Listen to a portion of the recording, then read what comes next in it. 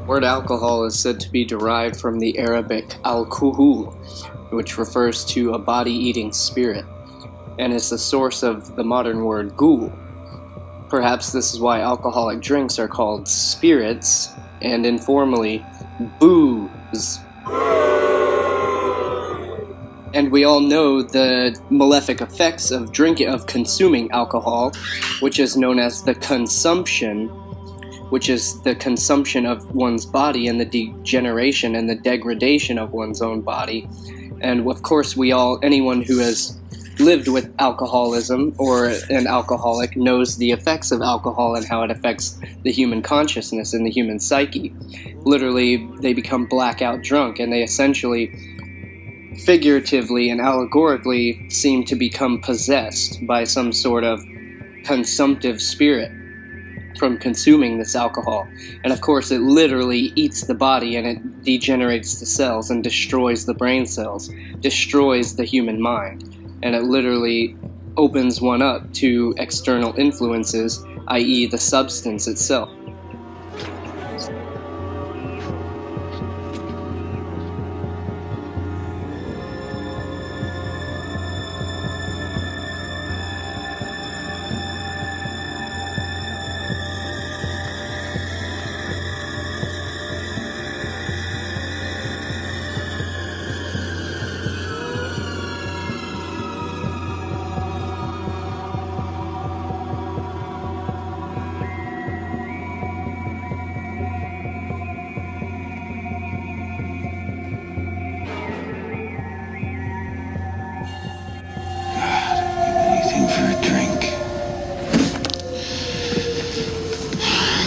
Goddamn soul.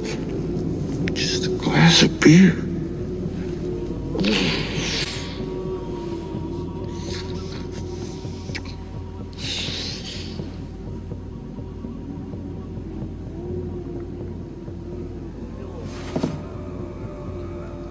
Hi, Lloyd. A little slow tonight, isn't it?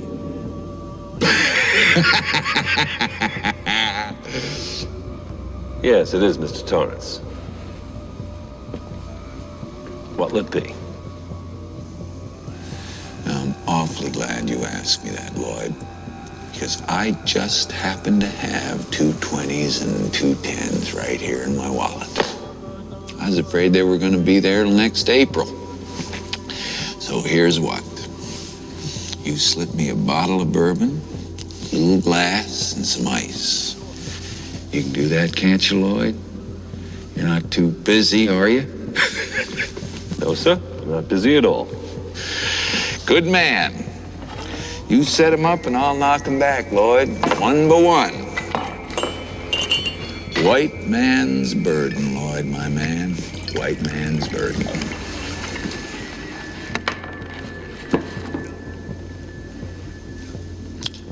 Say, Lloyd, it seems I'm temporarily light. How's my credit in this joint, anyway? Your credit's fine, Mr. Torrance. That's swell. I like you, Lloyd. I always liked you. You were always the best of them. Best goddamn bartender from Timbuktu to Portland, Maine. Or Portland, Oregon, for that matter. Thank you for saying so.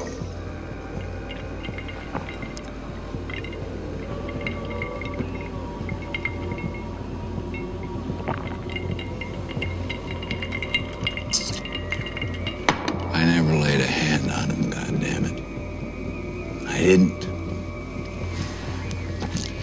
I wouldn't touch one hair on his goddamn little head. I love the little son of a bitch.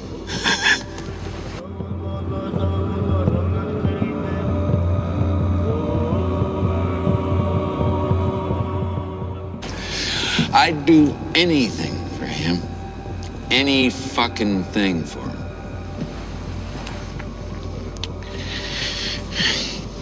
But that bitch, as long as I live, she'll never let me forget what happened.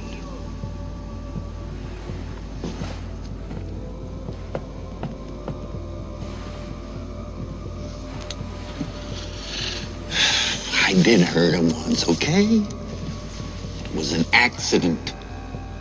Completely unintentional. Could have happened to anybody. And it was 3 goddamn years ago. The little fucker had thrown all my papers all over the floor. All I tried to do was pull them up. A momentary loss of muscular coordination. Few extra foot-pounds of energy per second.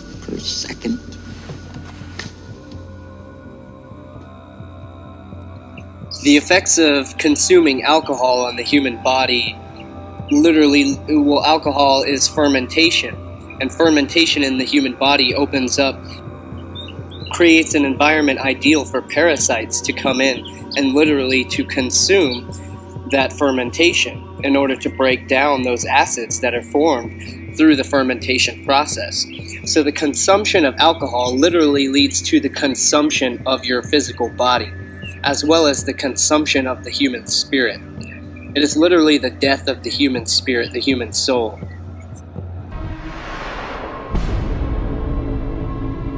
Do you think parasites are connected with a lot of the diseases we have today? No. I think it exists. I don't think it's a big problem. Are you interested in knowing what parasites do to you? Probably, I mean, yeah. Probably not for me. I'll be honest, it doesn't really interest me. There's tons of people that have parasites and don't even know it. It's a very big issue. At the beginning, I didn't believe that I had parasites. People need to cleanse more often. I did.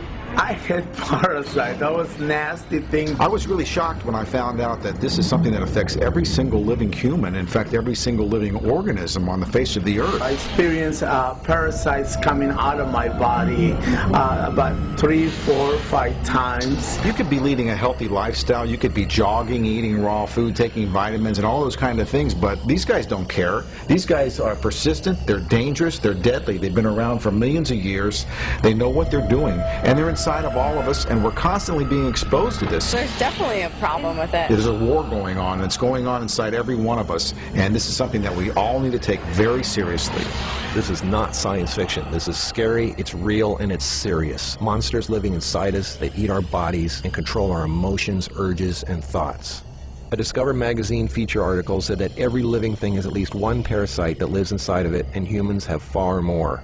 This silent issue is so important, former President Jimmy Carter is putting intensive efforts into increasing global awareness of this serious issue. As a colon hydrotherapist for approximately 21 years now, you wouldn't believe what I see coming out of people's bodies. This is not just a third world country thing. Everybody has them. Even normal people with lots of money living in suburbia who take showers 3 times a day. If you eat sushi, you have parasites. 1 square inch of raw sushi meat can contain 10,000 parasite larvae and eggs that begin hatching inside you the minute you eat it. The most common kind is tapeworms, which can grow to 60 feet long and live in your intestines for decades. When I have clients that absolutely love sushi, I find that they have an inordinate amount of that particular problem of like clusters of parasites. If you have pets, you are guaranteed to have parasites. It doesn't matter if you're vegetarian, raw foodist, vegan, or macrobiotic. Even the healthiest and richest people on earth have parasites. You can't kill them all, only control them, because our bodies have trillions of cells which rely on helpful bacteria like probiotics to work right. If we kill all the organisms in our body, we kill ourselves. The secret is to keep the bad guys to a minimum.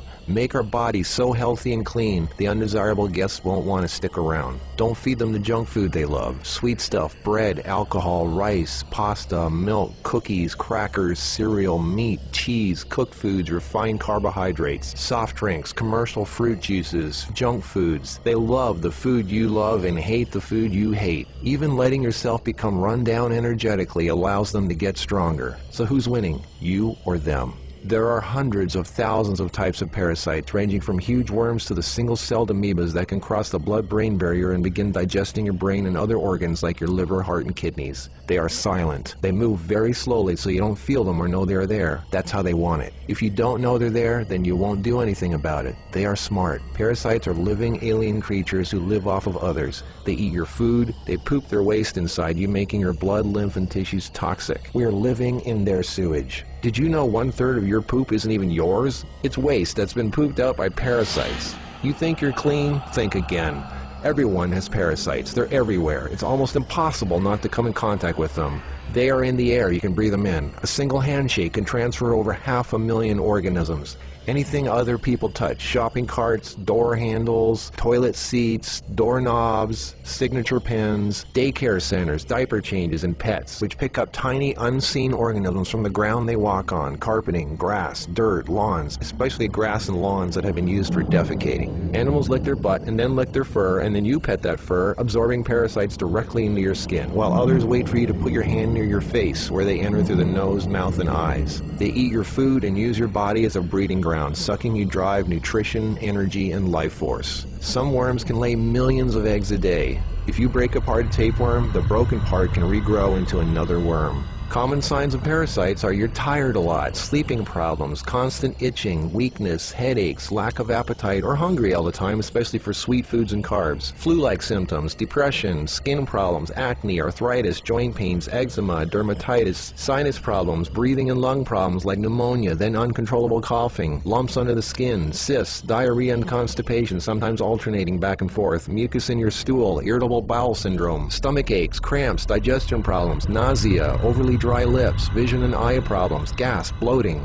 Parasites can burrow into your brain and cause nerve damage and eye problems. They can multiply so much in your gut what you think is fat may in fact be entire nests of parasites. They can clog up your digestive tract so much no food can get through, making you constipated. They love to live in your stomach and intestines because that's where all the food goes, and you feed them every day. As a matter of fact, it's said that almost every health condition known can be connected with parasites in some way. I've seen actual tapeworms come out of a person. It looked like flat, long spaghetti strands.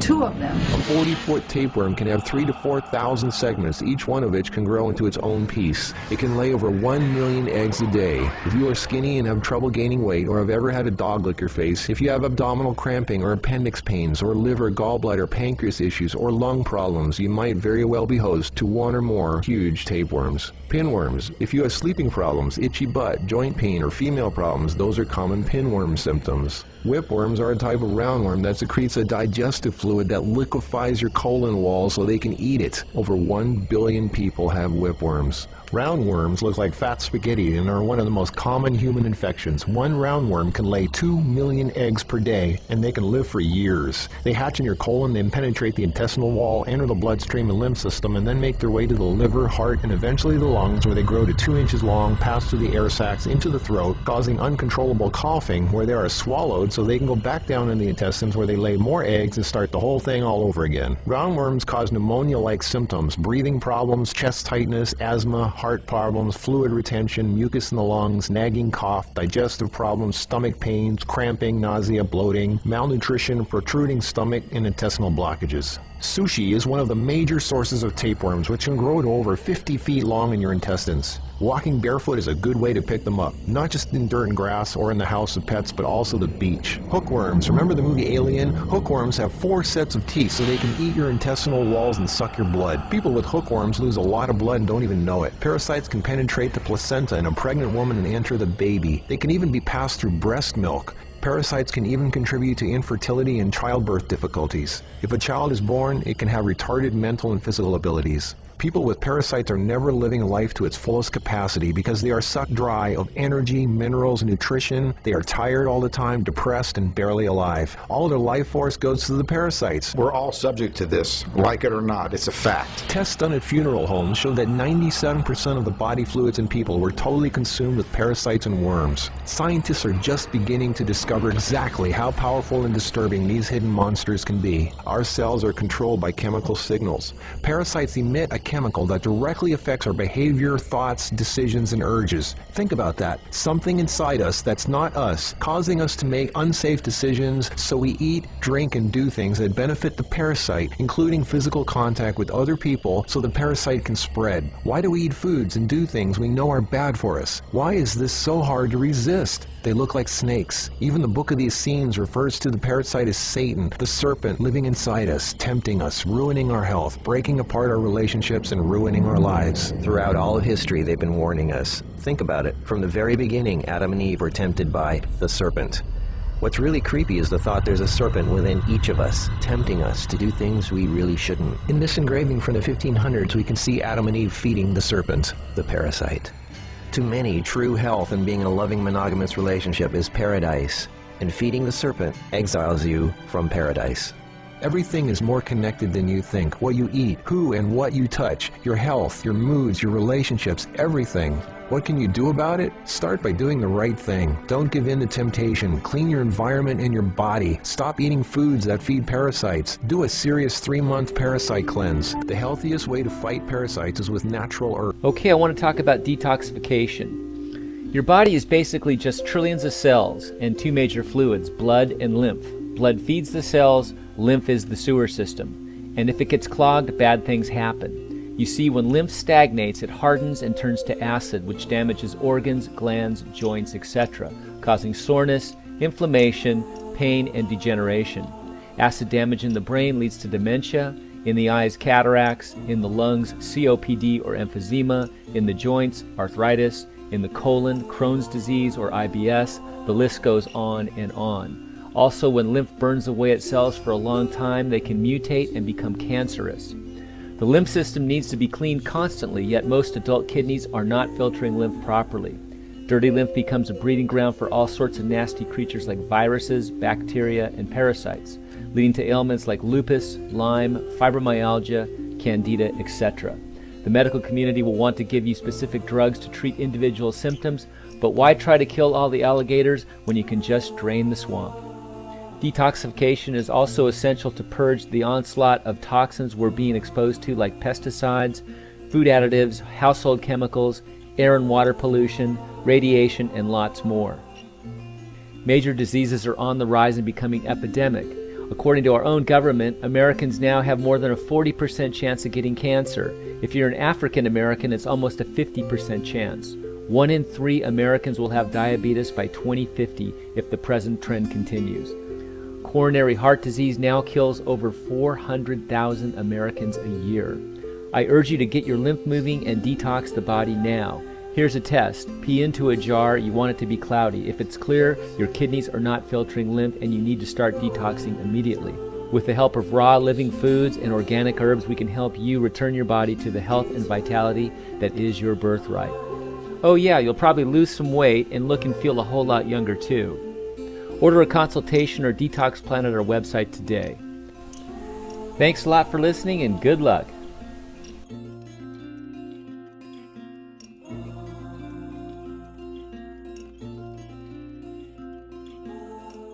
Now, when we look at alcohol itself, alcohol, we refer to it as poison, as in pick your poison. What's your poison?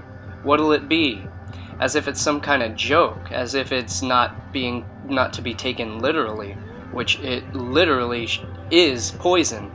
And when we look at the actual branding of some of the alcohol out there that's being marketed by these Illuminati corporation, such as, here we have this brand of wine called Poison Zinfandel, and their slogan, "The wine to die for," must be owned by hardcore Satanists. One must know that the wine industry is procured by some of the most elite Satanists, such as the Rothschild dynasty. One need only study the labels and the symbolism to have that fact slap you in the face, let alone to research the social connections, not to mention the disgraceful effects of alcohol on the human being, especially when we consider Dr. Masaru Emoto's work on how words and symbols and consciousness affects the structure of water itself. This shit will literally kill you, especially with these brandings and these labels, with the words such as poison labeled right on the bottle itself, engraved into the bottle.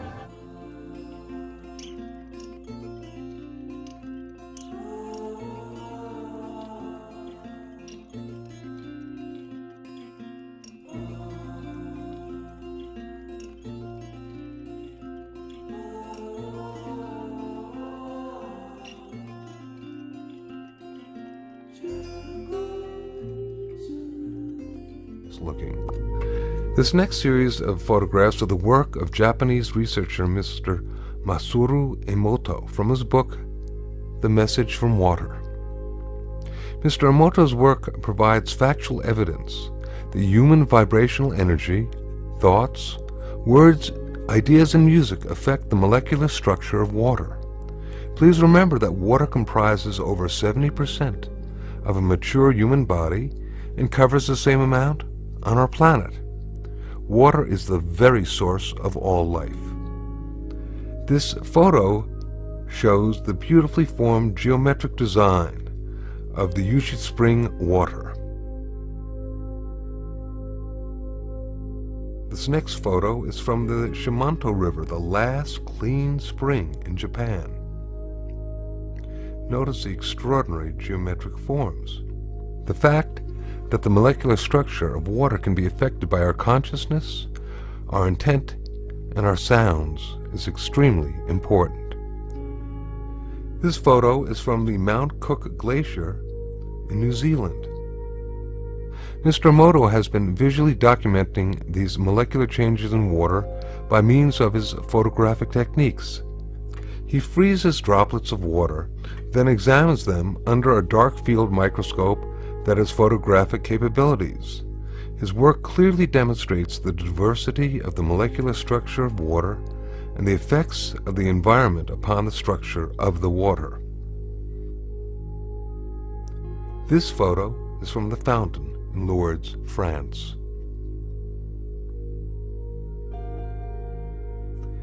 This photo is from contaminated water from the Yodo River in Japan. In this photo we can compare the contaminated water with clean stream water. Look at the difference.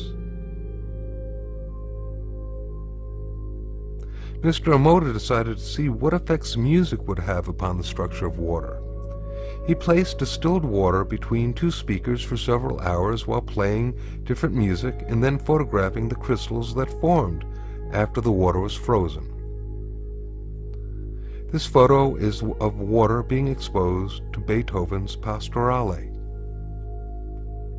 This photo is the effect of Bach's Air for the G-string on the water.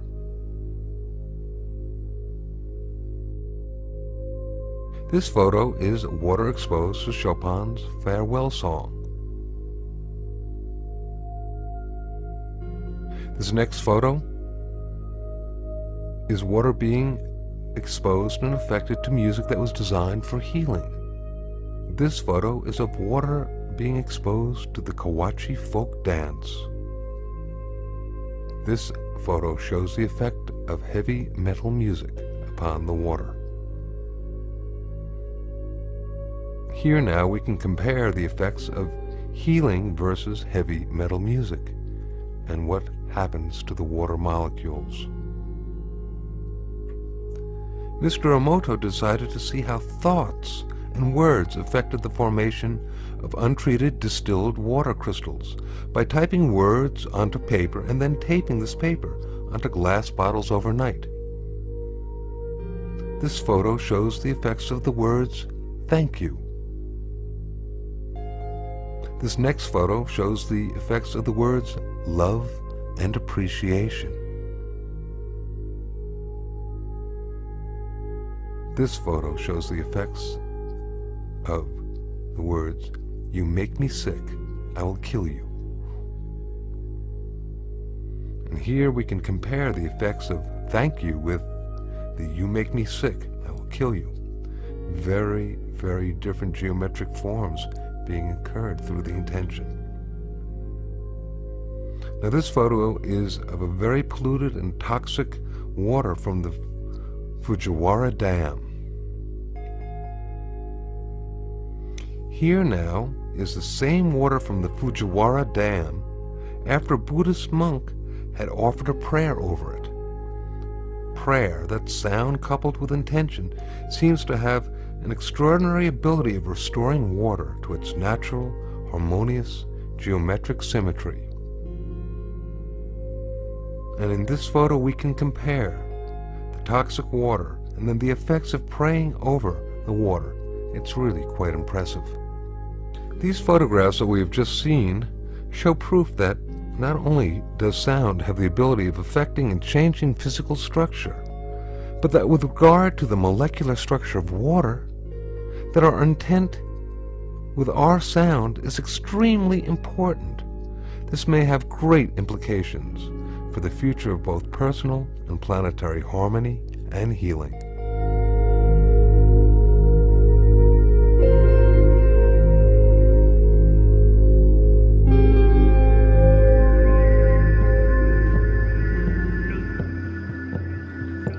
Al-khul has further roots in the constellation of Perseus, and the star known as al-khul or al-ghul, which comes from Arabic Ra'az al-ghul, meaning the demon's head.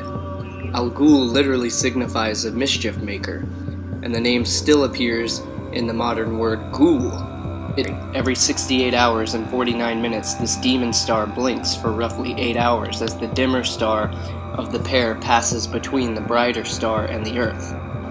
The Gorgon's head, a ghastly sight, deformed and dreadful, and a sign of woe. The Hebrews knew al-khul as Rosh Hashanah, Satan's head, but also as Lilith, Adam's legendary first wife, the nocturnal vampire from the lower world that reappeared in the demonology of the Middle Ages as the witch Lilith, one of the characters in Goethe's Walpurgis Night. Ra's al Ghul is a fictional supervillain appearing in American comic books published by DC Comics, commonly as an adversary of the superhero Batman. Ra's al Ghul's high status as a supervillain has also caused him to come into conflict with Superman and other superheroes in the DC universe. So in other words, al-khul, or alcohol, is the supervillain and most adversarial to Batman and Superman. Wouldn't you know? This immortal is one of Batman's most enduring adversaries. Welcome to WatchMojo.com, and today we will explore the comic book origins of Ra's al Ghul. Well? Are you man enough to face your better? As with most comic book characters, there are often reimaginings and different versions to a character's past. We have chosen to primarily follow the storyline which unfolded in 1971's Batman number 232, and which was expanded upon in 1992's Batman, Birth of the Demon. Ra's al Ghul was born nearly 700 years ago. He grew up in a tribe of Chinese nomads wandering the Arabian desert. Fascinated with science, he decided to leave his tribe at a young age to live in a city and become a physician. There he married the love of his life. Soon after, Ra's discovered a natural pool of chemicals that could restore life and heal injury.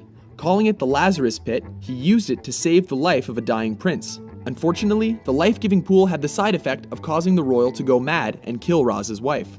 The Sultan blamed Raz for the murder, as he couldn't admit that his own son had committed the crime. In turn, Raz was taken to the desert and left to die in a cage with his wife's corpse.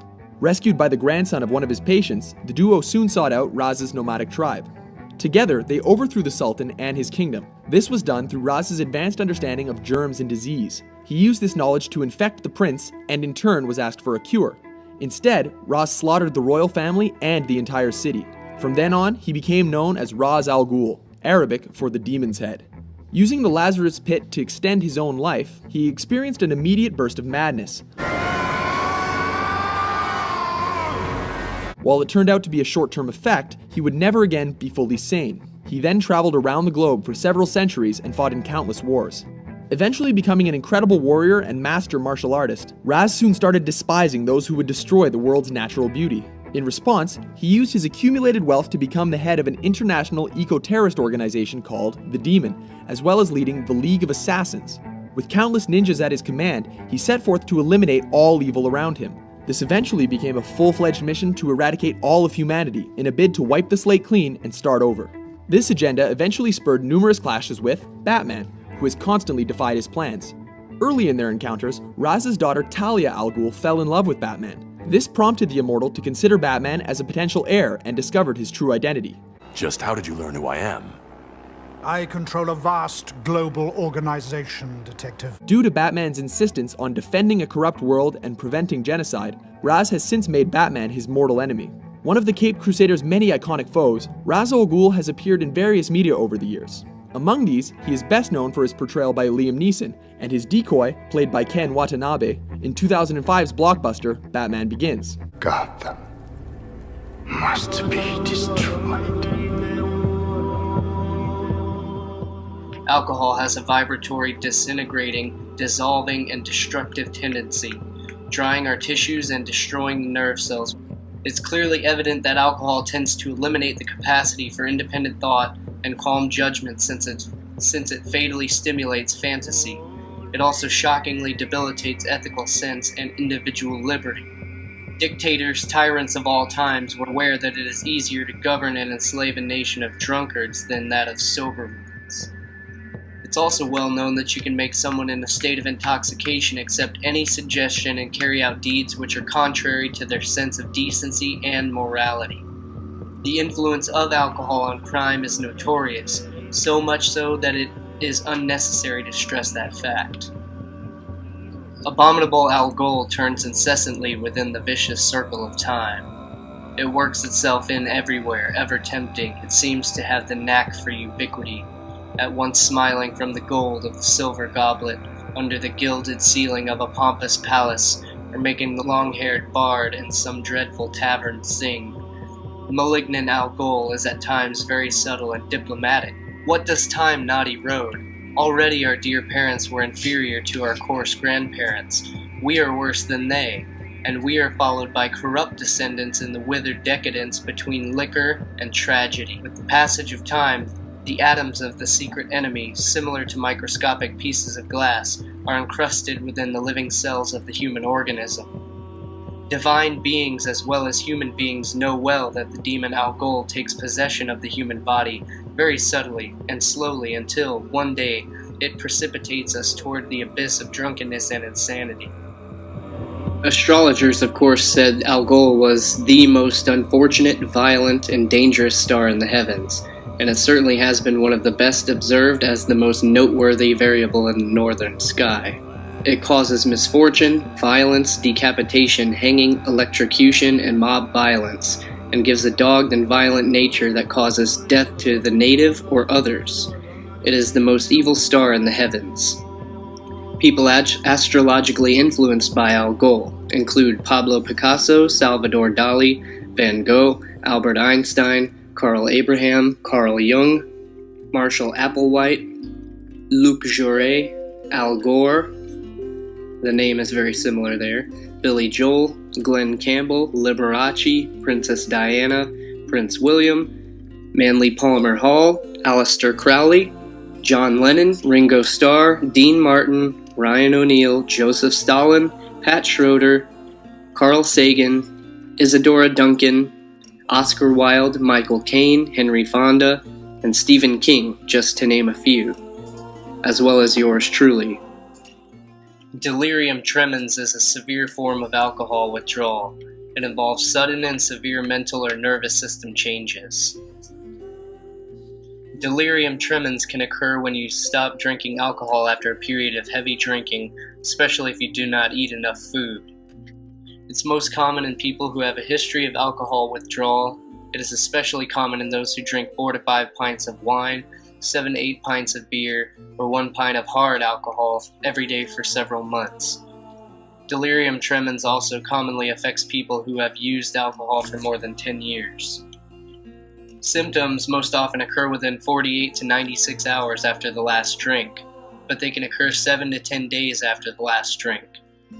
Symptoms may get worse quickly and can include body tremors, changes in mental function, agitation, irritability, confusion, disorientation, decreased attention span, deep sleep that lasts for a day or longer, delirium, excitement, fear, hallucinations, seeing or feeling things that are not really there, increased activity, quick mood changes, restlessness, excitement, sensitivity to light, sound, and touch, stupor, sleepiness, fatigue. Seizures may occur without other symptoms of delirium tremens. Most common in the first 12 to 48 hours after the last drink. Most common in people with past complications from alcohol withdrawal.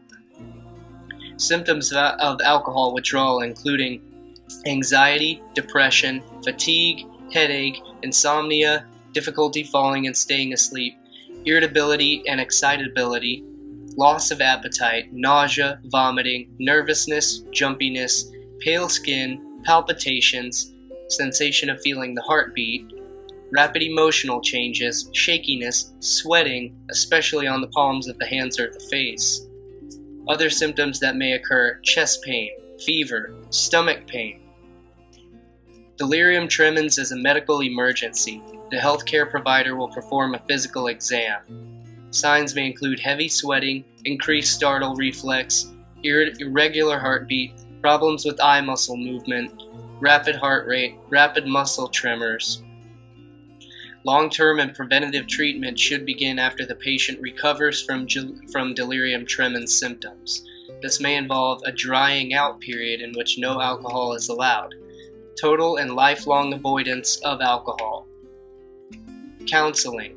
Going to support groups such as AA or whatever support you can get. This video ended up getting a little into the realm of the religious aspect, of which I would like to apologize. And as always, as I always say in my videos, any of these manifestations are simply aspects of one's psychology. So any of these experiences are results and direct manifestations of one's own personal level of consciousness.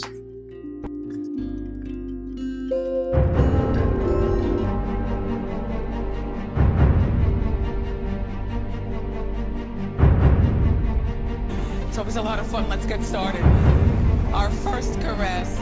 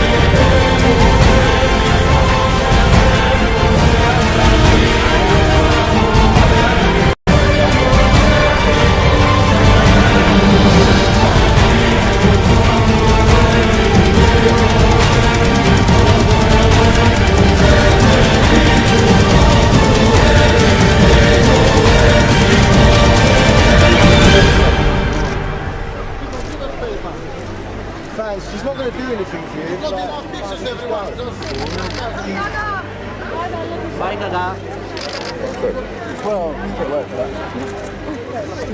I love ya.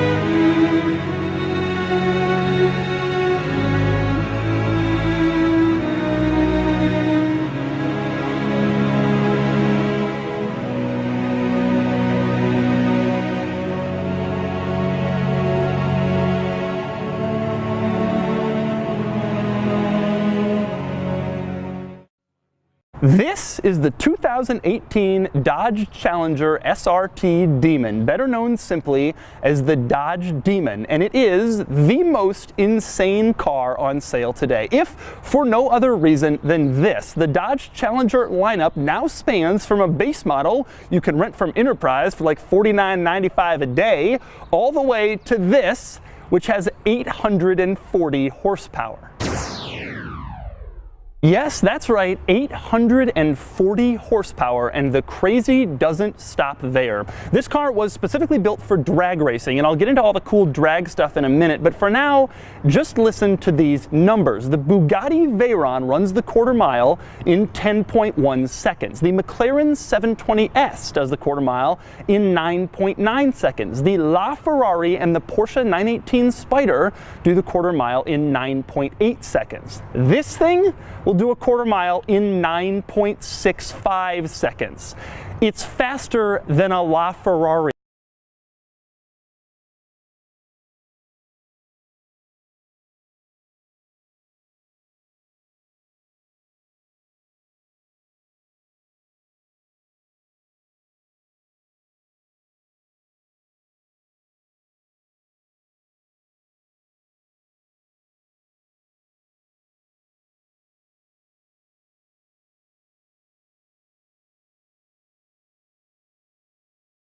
Welcome back. You're watching the 700 Club. We've got a fascinating guest coming up right now. Hugh Ross was 8 years old when he started saving money to buy a telescope. When he finally looked through the lens, he was amazed at the beauty of the universe. Today, he's still looking at the stars, and he says they help prove the existence of a creator. When Dr. Hugh Ross was a young boy, he was fascinated with astronomy. Hugh read every physics book in the school library by the time he was 7. As a teen, he was convinced the Big Bang Theory was the only explanation for the origin of life, until he picked up the Bible. Since then, Dr. Ross has been providing scientific evidence of a purpose-filled universe and explains recent discoveries in his updated book, The Creator and the Cosmos. Well, join us for more is Dr. Hugh Ross. We welcome him back to the 700 Club. Hugh, it's good to see you. Thank you. I read this book of yours. It is encyclopedic in your knowledge of everything. Let me ask you something. How big is this universe? Well, it's about 50 billion trillion stars, where those stars make up 1/4% of the universe. 50 billion trillion stars. Give or take a few billion.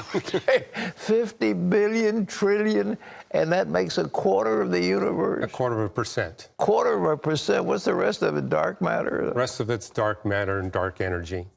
Unbelievable. Yeah. Well, now, you know, where are we? How big is this Earth in compared, I mean, the planet we're on compared to that? Well, it's a tiny speck. I mean, our planet's only 8,000 miles in diameter. And the universe is, you know, billions of light years across. Your book basically said that God, the Creator, made all that trillions of stuff out there to support this tiny little planet we're on. There wouldn't be a planet Earth if the universe wasn't exactly that size. Make it bigger or smaller, you don't get life. It's got to be exactly that size. Exactly that size? Yeah, given the laws of physics, the mass of the universe must be exquisitely fine-tuned. The dark energy has to be fine-tuned even more. In fact, that ranks as the most spectacular fine-tuning design we can measure anywhere in science.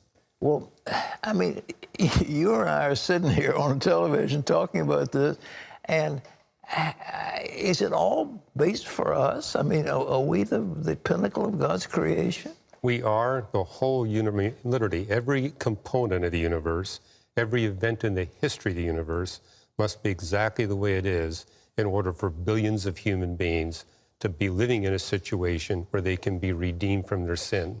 The whole universe is designed with redemption in mind. I mean, if you look at the Bible, it tells us God begins his works of redemption before he creates anything. So every part of God's creation is for the purpose of our redemption. Every part of God. So we are every life form, every component of the earth. Well, I noticed in your book you talk about all these elements. What are these elements and why are they so important? All these elements that if we had them, we didn't have them, what does it have to do with us? Well, the mass of the universe must be exquisitely fine-tuned to get 94 naturally existing elements in the periodic table. And yeah, we need every one of them for advanced life to be possible. Why? Why do we need them? Well, I mean, your body, for example, has 22 elements in it. Okay. And many of those elements are what we call vital poisons. Mm-hmm. If you got too much in your body, they will kill you. Mm-hmm. If you got too few in your body, it will kill you. They have to be exactly at the right level. And we happen to be living on the one body in the universe where everything is exactly at the right level. Well, now, there are people who, you know, believe that the Bible, that the universe is 6,000 years old because of Usher's dating. How old is the universe according to scientific knowledge? We now know it to 4 places the decimal, 13.79 billion, plus or minus 0.05. 13.7? 79, yeah. 79 billion, 13.7? 13.79. Yeah, I tell a story there how we're now able to measure it very accurately. The Earth's age, we can measure to 5 places the decimal. So how do we get such fine tuning on? 13 billion years. How is that so fine-tuned? Well, like with the thing about, we happen to be living at the right time in the history of the universe where we can see all of the history of the universe. If we were created earlier, we'd only be seeing part of the history of the universe. If we were created later, we'd only be seeing part. We're at that one time where we can actually see the entire history of the universe and directly witness the cosmic creation event. How do we see that? The Hubble? Well, the velocity of light. So when we look at a distant galaxy, we're not seeing it as it is now. We're seeing it as it was when light left that galaxy. Well, we can now look so far away, we can actually watch the universe being created. We can actually get data from our telescopes that tells us the conditions of the universe when it was 100 billionth of a trillionth of a trillionth of a second old. That's so close we can get to the cosmic beginning. Say that again, a billion? If we can get to within 100 billionth of a trillionth of a trillionth of a second. There's a whole chapter in this book on how we're able to do that. Unbelievable. Yeah, and it's direct observations. We're not inferring it, we're directly seeing it. We're seeing it. Oh, that's unbelievable. Well, it's our ability to witness the cosmic creation event which gives us such compelling proof that indeed we live in a universe created by God. We live on a planet that's in a solar system that's part of a galaxy called the Milky Way. And that, in turn, is part of a spiral nebulae. Tell us about that. How does that all work so we can see from where we sit the rest of it? Well, we happen to not only live at the right time to witness the whole history of the universe, we're in the best possible place to see the whole history of the universe. We're far from the galactic center, which means we don't get blinded by the light of the bright stars there. We're halfway between 2 spiral arms, which again gives us a clear view of the heavens. And we happen to be living in a cluster of galaxies where there are no giant galaxies and the galaxies are far enough apart, we get a clear view of the heavens. Well, what about our sun? Is there something unique about the sun that we have in our solar system? Yes. The sun is remarkably stable in its luminosity, which is crucial for us to be able to have civilization. And for 60 years, my colleagues have been looking for an exact enough twin of the sun that they say maybe there could be a planet with advanced life on it. They've yet to find one. They haven't found one. We're the only one? We found stars that are twins of one another, but we can't find a sufficient twin of the sun that it could be a candidate. Stephen Hawking just died. He didn't believe in a lot of these things. What was wrong with him? Well, I got a whole chapter on Stephen Hawking. We're actually giving that chapter 12 away for free for anybody who wants it. Just go to our website, reasons.org/cc. They can get that chapter for free. I got to hear him when I was at Caltech. He spent a month out of every year at Caltech. A remarkable man, but also he showed some humility. He said, you all think I'm so brilliant. I've got an advantage over all of the rest of you at Caltech. I can't play golf, I can't fish, I can't hike. All I can do is theoretical physics. So he says, that's why I've been able to achieve, because I'm not distracted. Well, was he that smart or was he that stupid because of fools? Well, he was that focused. I mean, there's plenty of physicists and astronomers that are as brilliant as he is, but he was singularly focused. Yeah. And he made some remarkable discoveries. In fact, he was the one, along with Roger Penrose, that came up with the first of the space-time theorems, which shows that there must be a causal agent beyond space and time that created everything. Now, he didn't believe in the implications of that, but he was the one who actually said, when he was interviewed by the Reader's Digest, we proved that time is a beginning. We proved that time was created. And there had to be a causal agent outside of Exactly. And that's what's unique about the God of the Bible. The gods of the other religions create within space and time. The God of the Bible creates independent of space and time. And now we got theorems that actually prove that. Had you ever figured out why God wants to fool with us? I mean, I talked to him and I say, you know, why do you want to fool with me? I mean, I'm one of umpteen billion people on this planet, and I'm this tiny little globe I'm on.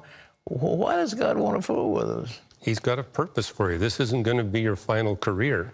I mean, I tell believers, God's got a career for you in the new creation. And it's more than anything you can imagine. It's going to have incredible significance. You're going to be a teacher and a ruler over the angels themselves and over everything else God creates. God is exposing us to his grace. The angels watch the grace of God. We experience the grace of God. So this life, as brief as it is a training ground for a remarkable career that we're going to have in the new creation. It leads to a great deal of humility, though, doesn't it? As human beings, I mean, the fact that we're special, again, it's kind of hard to understand why we would be special in the midst of this huge, huge universe. But he says, I've created all things. Heaven is my throne, earth is my footstool. You know. Well, I think when you look at the universe, you're forced to the conclusion we must have incredible value in God's sight. The fact that he created all of this so that we could exist and be, have this training that we need to fulfill our future career. When Einstein came up with his theory of relativity, how does that impact what we're talking about? Is there anything about what he found that's contrary to a theistic interpretation of this? Not at all. In fact, these space-time theorems I'm talking about, they're based on the theory of general relativity. If general relativity reliably describes the movements of bodies in the universe, then there is a beginning to space and time and a creator of space and time. And today, as I talk about in this book, general relativity now ranks as the most exhaustively tested and best proven principle in all of physics. Therefore, the God of the Bible indeed exists. How did Einstein come up with this? He's like a postal clerk over in Germany. How does he come up with these things? Well, he was trained in physics. He trained? He was trained in physics. Yes, he was working for the patent office in Switzerland. Patent, not postal. Patent. Right. Yeah, okay. But on the side, he was working on this physics theory. And one personality he had great audacity. And so, yes, this is what the physics community is saying, but this is what I think the physics is saying. And he first came up with this theory of special relativity, which doesn't take a whole lot of brilliance. It's a rather simple thing to derive. All right. His general relativity was a remarkable achievement. And why is that? Well, it's much more challenging to develop that. In fact, when he first came out with it, the British mathematician Sir Arthur Eddington said there's only 2 people in the world that understand general relativity. And I'm not sure about the other guy. But today there's about 10,000. 10,000? That understand general relativity. Well, he was looking for a unified space theory, wasn't he? Incorporated time into the other. Right, and we've made some progress towards that. But in order to really get a firm handle on a unified field theory, you need a particle accelerator 40 trillion miles long. And my colleagues joke that won't be funded until the Democrats control all branches of the government. 40 trillion. 40 trillion miles long. So yeah, chances are we're never going to have a unified field theory that we're confident about. Happen. This book, ladies and gentlemen, is called Creator of the Cosmos. It was set up like a textbook, wasn't it? I mean, it looks like it was set up for teaching people. Well, there are study questions at the end of each chapter because we know small groups are going to want to go through this book. But it's mainly a book that believers can give to their non-Christian friends. We've seen more people come to faith in Christ through reading this book than any other book I've ever put out. There's no conflict between true science and faith, is there, that you can see? Well, that's how I came to faith. It was through my physics and astronomy that I realized the Bible indeed is the inspired Word of God. And yeah, I was at age 19, I gave my life to Christ, who signed my name in the back of a Gideon Bible. But it was based on 2 years of comparing what the Bible said about science and realizing it's the same thing. The Bible is more valid than the theory of thermodynamics or any of these other theorems. Is that right? Well, that's what brought me to Christ, was realizing that the Bible had a higher degree of reliability and trustworthiness that we could show through mathematics and what I could see in, say, the second law of thermodynamics. I said, I trust that law, therefore I have to trust what the Bible's got to say. The book is called Creator. Where can they get this? Is this available wherever? The Creator and the Cosmos, yes, you can get it on Amazon. You can get it from us at Reasons to Believe. Right. So any online thing will have that. You know, we have a School of Divinity at Regent University, and I didn't want those people, those students, to come out with that so-called creation science that is so flawed. And I wanted to make compulsory a course on cosmology. And you're active, and could you tell us about that? Well, thanks to you, I'm going to be giving 7 lectures here in the next few days to various groups here at Regent University.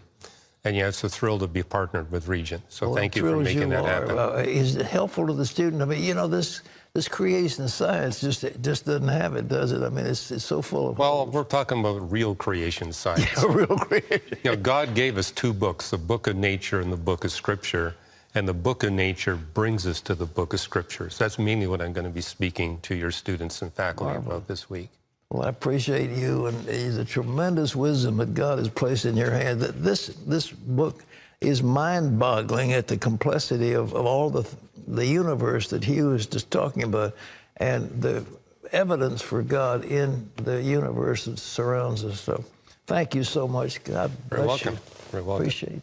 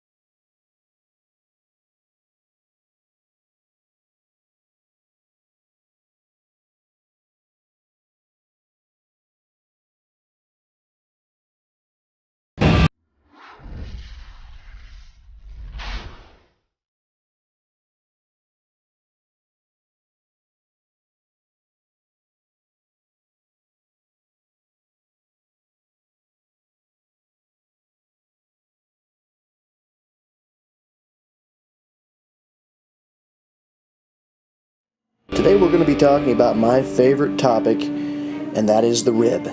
Why is it my favorite topic? Because if you're trying to prove that the Bible is a supernatural book, there are certain key components to doing that. And I have found the rib as one component that nobody, I don't care who you are, you cannot debate the evidence I'm about to present you. We all know the story of Adam and Eve. Adam was created from the dust of the ground, and Eve was created from a rib bone from man. Now my question was always, why didn't God just use the dust of the earth again to create woman? So that's what we're going to be looking at.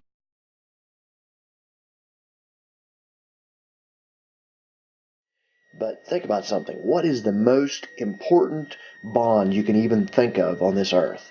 To me, it's a mother and its child. Now why is that? It's because the child comes physically from the mother. It's part of her. So what better way than to take the bone of Adam and somehow be able to create a woman from him, something that would be actually from him. Now, so what bone do you choose? First, let's look at a very interesting fact. I was always curious about this. You know, if man is from the dust of the ground, really, then the components of man should be what's in the dust of the ground.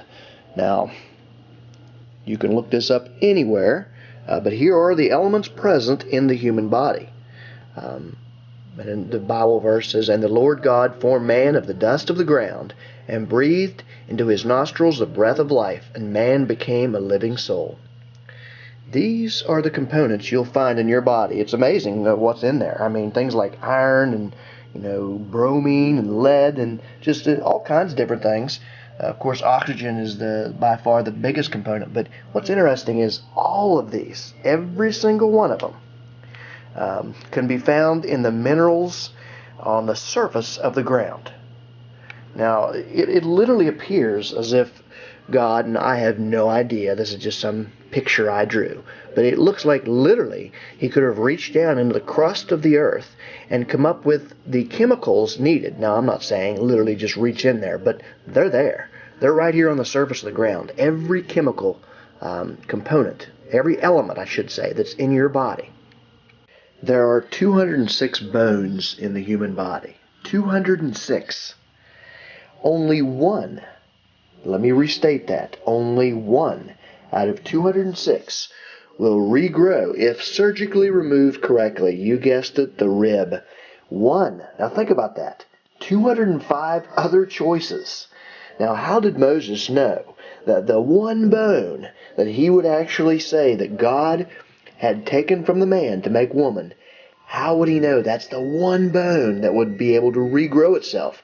Now, you can look this up on any medical website that has to do with removing ribs. And I'll give you a little hint here. If you look up sites that show people that have scoliosis, they often remove one of the ribs, and then that somehow balances things out. Now, it's very clear. If surgically removed correctly, the rib can regenerate itself, regrow. Now, there's no other bone. If you remove an arm, if you remove, whatever bone you choose, it will not grow back. I mean, we know that. I mean, if you lose your arm, it's gone. There's no regeneration process that the body naturally does. The rib, however, that is different, if surgically removed correct. Genesis 2:21. "And the Lord God caused a deep sleep to fall upon Adam, and he slept. And he took one of his ribs, and closed up the flesh instead thereof. And the rib which the Lord God had taken from man made he a woman, and brought her unto the man. And the man said, This is now bone of my bones, and flesh of my flesh. She shall be called woman, because she was taken out of man." So think about what this is describing. And you don't have to be an expert in biblical interpretation. You don't have to be a doctor, a medical doctor. I'm just a regular person. But when someone causes someone to become so sleepy that you're able to remove a rib, to me that's called a surgery, and that's called anesthesia. You can't use alcohol to put someone to sleep deep enough to where you can remove a rib. So to me, it looks to me like whoever wrote this had some knowledge of the way someone would remove a rib. Now, granted, you could come up with an idea of how that would be done, that you'd need to cause some sort of a deep sleep to come on them, then you'd close back up the flesh, just like you would in a surgery. But it's just amazing to me that he gets all this right. Anesthesia, that's not even developed until the 1800s. He gets all of this right, and he takes the one bone out of the body. He removes it. It's the one out of 206 that regenerates itself. To give validation that this idea of the Illuminati eye has been watching us for a long time, and it's growing stronger, and it's just right there. And you can see it. Let me just get through the material here, but it's self-explanatory.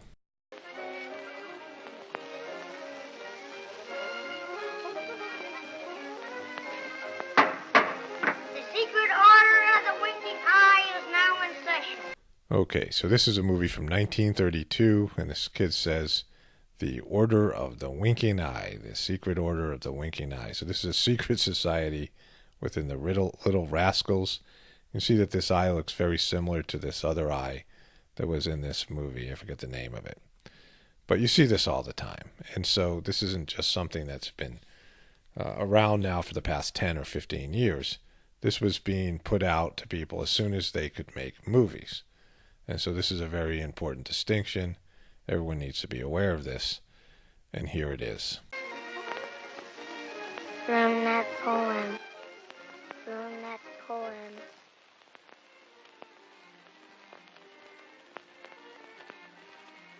From it. What more evidence do you need? Just look at the kid. Look at this headdress and the horns and all of it. And the eye sitting right there. Again, 1932. Okay, so here you see they're using a screen wipe, which is the as above, so below. It looks like the Freemasonic compass. And you can see that this character is getting split in half. Again, fracturing the personality, which later became popular with MK Ultra mind control. And you remember that the Great Seal of the United States, I believe it came about in 1944, when they started using the Illuminati eye and the pyramid, the capstone, as our Great Seal, because George Washington was a Freemason among many of our other founding fathers, and where this has become something that's very commonplace. And this Little Rascal video is putting this image out there for children, indoctrinating children to it. So let's look in 2017 again. So this link came within 2-minute period. I saw this other video, which is equally disturbing. Everything starts out small.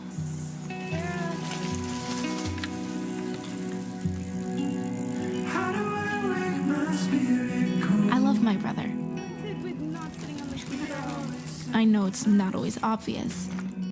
Oh, wait, stay there. You look good. Okay, ready? The things I say to him and the things I do for him are small and ordinary.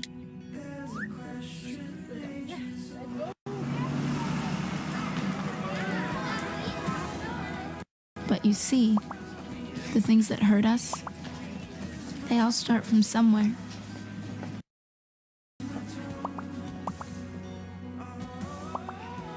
A picture, the words we say, the things we do.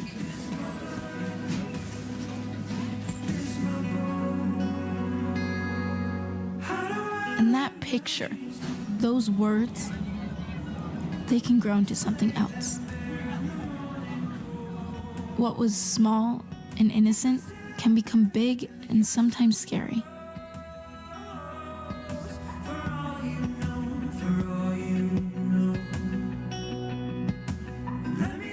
All it takes is one comment, one picture, one video for something to catch fire. It's not until it hurts, until it looks like a big problem that we can finally see it. And when that happens, it can feel hopeless. But a big problem doesn't need a big response. Not at first. You see, Good things, just like bad things, can start out small. One person's response can change everything. Their actions can catch fire and cancel out the bad. So here you go. They've taken a problem, which is internet bullying, which we know is a real legitimate problem. People behaving horribly on the internet. And the solution? Illuminati eye. Okay, let's get back to it. Act when you see something. Even if we don't know what to say, the eye emoji can be that first step we take.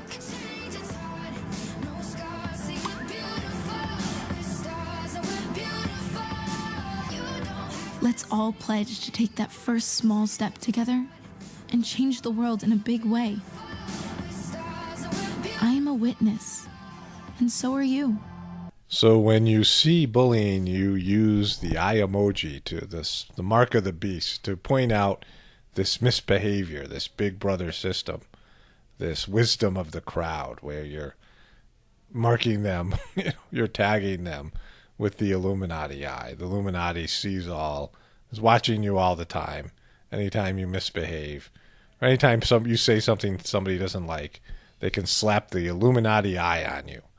Big brother is watching you. See something, say something. All right, and they're training people, because I saw this. We went to the Red Rock National Park in Las Vegas last year, and someone had carved an eye into the Red Rock. They're training people with this Illuminati eye. So right after that, so I'm watching these two videos, and I opened another tab, and I had made a Sarah Silverman video the other day, and they had this link to this Guardian article where Sarah Silverman is using the flag to cover one of her eyes, and she's talking about how she's evolved, and a lot of the inappropriate comedy she had done in the past is sexist, and she wouldn't do that same comedy now. The times have changed. But what's really important here is that when somebody puts the giant eye, I've seen this so much in 2017. It's in commercials and so many movies, and now these emojis, they're pushing this out there. It's everywhere. It's more out there than ever. And in 2017, it's identified with the Illuminati, far outside the truth community, what people consider conspiracy theorists. So many people know what this means, and they'll point it out. They know about the Illuminati. No one can use ignorance as an excuse. They would use the eye with Sarah Silverman. There's a photographer, and there's the people editing the image and all the rest of it.